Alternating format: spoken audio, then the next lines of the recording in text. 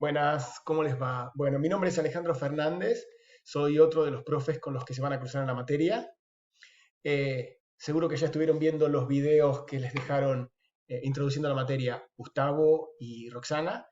Y yo en este video corto les voy a contar un poco sobre herramientas que vamos a utilizar para aprender a pensar en objetos, en particular el lenguaje de programación que vamos a utilizar. Como para resumir algunas de las cosas que ya estuvieron contando Gustavo y Roxana, en esta materia vamos a pensar nuestros programas, a modularizar nuestros programas en términos de objetos. Eso quiere decir que en lugar de tener procedimientos, funciones, paquetes, vamos a tener como módulos nuestros objetos o clases y como unidad de modularización dentro de esos módulos grandes tendremos a los métodos. La otra cosa interesante que aparece cuando uno utiliza objetos es no solo que modulariza en términos de clases y métodos, sino que además se inspira para identificar esas clases o esos objetos en el dominio de aplicación. Vamos a encontrar nuestras clases en el dominio. Y lo que va a terminar pasando como resultado de eso es que nuestros módulos van a estar poco acoplados entre sí y cada módulo va a estar muy enfocado en una función, va a ser muy cohesivo. Eso hace que nuestros programas, que vamos a programar con un lenguaje de programación orientado a objetos, van a ser más fáciles de entender, de mantener, de extender. Entonces, vamos a pensar nuestro programa, nuestra solución a ese problema que aparece en un dominio particular, en términos de objetos, en términos de clases, que se relacionan entre sí, que se envían mensajes. Mientras estamos diseñando, tal vez antes de comenzar a programar o mientras programamos, vamos a describir eso que estamos pensando en un lenguaje gráfico, como les contó Roxana, diagramas de UML, pero en algún momento lo vamos a tener que plasmar en código ejecutable. Y lo que buscamos es que ese código ejecutable que vamos a escribir en un lenguaje de programación utilice construcciones que estén lo más cerca posible a lo que estamos pensando. Quiere decir que si estamos pensando en términos de clases, bueno, nuestro lenguaje tiene que permitirnos describir clases. Si pensamos en términos de clases que tienen métodos, que esos métodos terminan ejecutándose porque alguna instancia de alguna clase recibió un mensaje, bueno, esas tienen que ser las construcciones que yo vea cuando voy a programar. Decimos que queremos que la distancia que hay entre lo que pienso y lo que el lenguaje de programación me permite escribir sea lo más corta posible. Y así es como llegamos a los lenguajes de programación orientados a objetos. Hay lenguajes de programación en los que uno, para escribir código, tiene que pensar en objetos. Por ejemplo, Java, C Sharp, Smalltalk, que es un lenguaje que seguramente les hablaremos un poquito sobre el final de la materia. Son lenguajes en los que principalmente se trabaja en objetos, se piensa en objetos, aunque uno se las podría rebuscar para hacer cosas o funcionales o programación estructurada, uno tiene que pensar en objetos para poder escribir buenos programas en Java, C Sharp o Smalltalk. Mientras que hay otros lenguajes que son, decimos, multiparadigmas. Uno puede escribir tanto en objetos como en funcional, como en procedural. Casos de eso son JavaScript, Python, Ruby, R, incluso lenguajes que tienen una base matemática como R. Nosotros para aprender a pensar en objetos, porque el objetivo de esta materia es pensar nuestros diseños en objetos y poder plasmarlos en un programa, preferimos un lenguaje que sea esencialmente o lo más puro posible orientado a objetos. Otra variante que se va a encontrar es que dentro de la familia de los lenguajes orientados a objetos, lenguajes en los que la metáfora principal o la estrategia o el paradigma principal para programar programas es la orientación a objetos, hay algunos que el concepto principal es la clase, de la cual uno va a crear luego instancias, y hay otros en los que uno directamente programa instancias, objetos, y después consigue otros parecidos clonándolos. Caso Java para los que están definidos en términos de clases, o JavaScript, que es originalmente pensado para trabajar a partir de instancias, pero en los últimos tiempos tiene una capa que nos deja pensarlo como orientado a clases.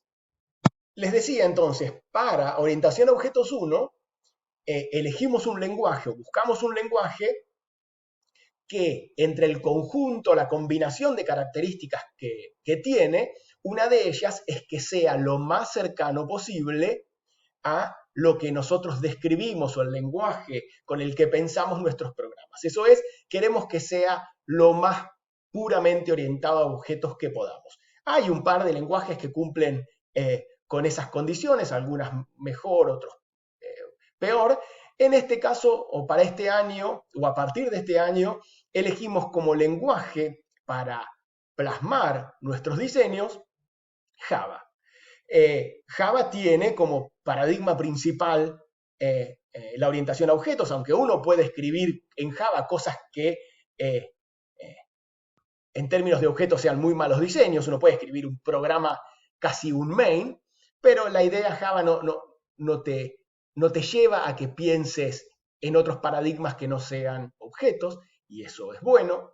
Es un lenguaje que ya tiene muchos años, así que nos vamos a encontrar que en la mayoría de sus funciones, librerías, todo funciona muy bien. La sintaxis nos va a resultar familiar. De hecho, ustedes ya estuvieron viendo algo en otras asignaturas de Java.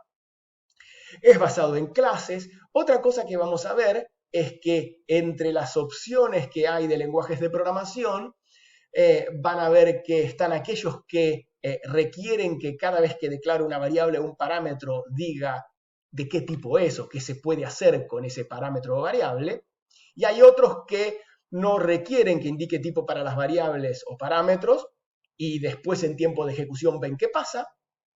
Bueno, Java es de los que son tipados estáticamente, lo que quiere decir que cada vez que declaremos variable o parámetro tenemos que decir de qué tipo es. Ya veremos qué significa tipo en objetos.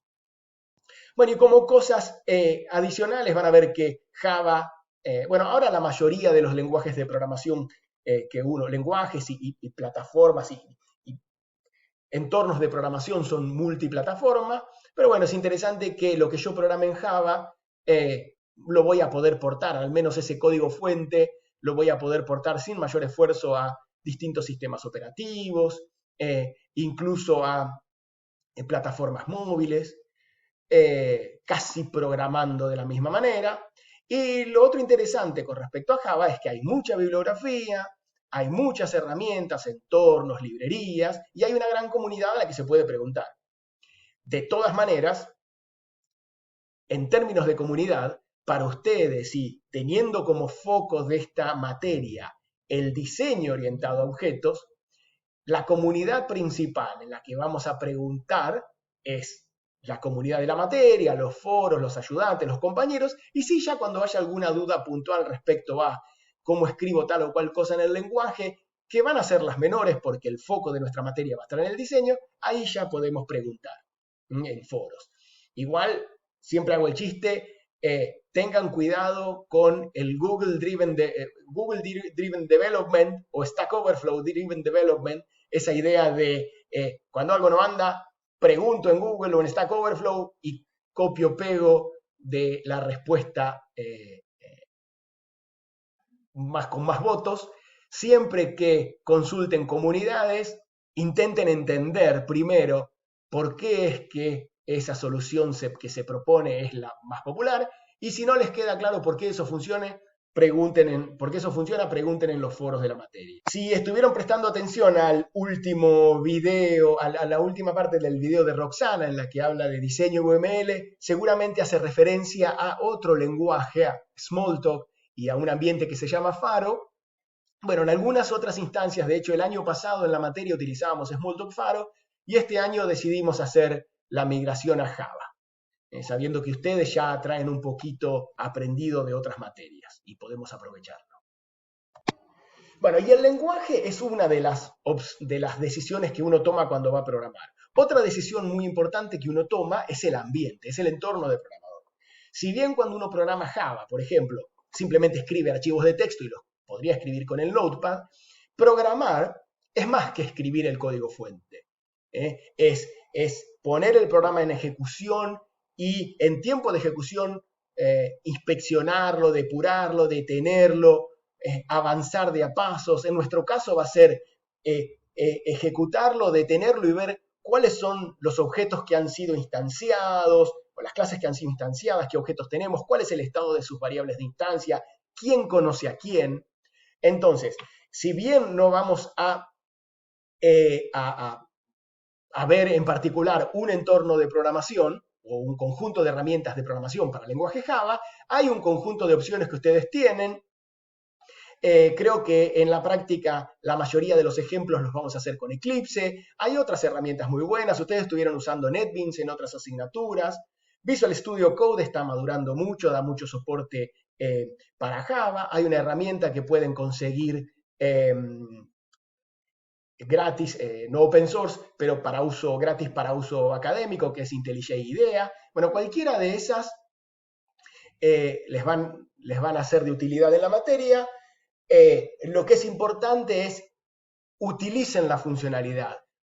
Investiguen cuáles son las herramientas que les ofrece, desde completar código hasta críticas de código, depuración, inspección, porque parte de la experiencia de programar es conocer también las funciones que nos ofrece el ambiente de programación.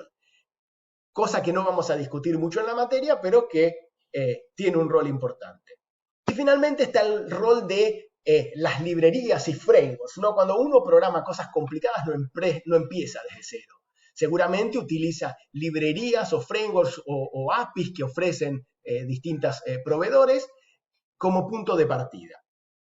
En el caso de orientación a objetos 1 nos vamos a conectar con algunas librerías o frameworks, nos vamos a vincular, pero no porque el objetivo es aprender esas librerías, sino porque nos dan soporte.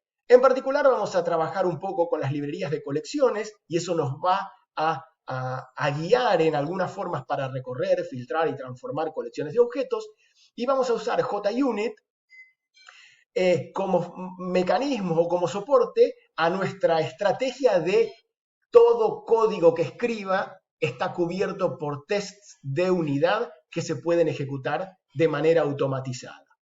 Como para resumir, ¿qué vamos a aprender en Objetos 1? Vamos a aprender a pensar, a diseñar en objetos. Java o JUnit o Eclipse, NetBeans son solo la herramienta, son solo el medio para poder pensar. Nuestro foco va a estar en la calidad en términos de cohesión, acoplamiento, uso adecuado de características como herencia, polimorfismo, composición en nuestros diseños. Y todo eso que aprendamos, que lo vamos a terminar escribiendo en Java, porque en algo hay que escribirlo y en Objetos 1 vamos a escribir en Java, lo vamos a poder portar a cualquier otro lenguaje que entendamos, que esté más cerca o menos cerca del paradigma orientado a objetos. Bueno, con eso los dejo y nos vemos en un par de clases para charlar ya directamente sobre diseño orientado a objetos.